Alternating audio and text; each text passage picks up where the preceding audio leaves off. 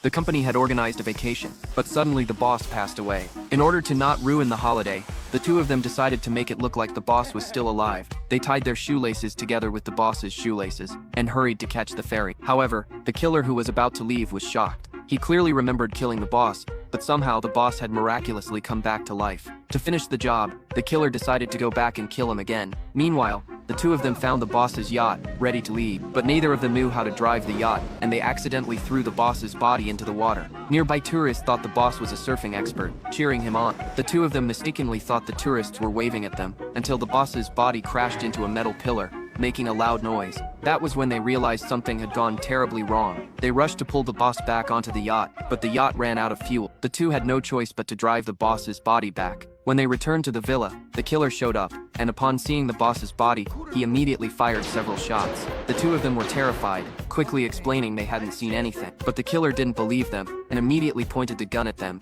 only to find the gun was out of bullets. Thinking they were saved, the two rushed forward to subdue the killer, only to have him pull out another gun. The two desperately fled, and in the chaos, the boss's body got stuck in the stairwell.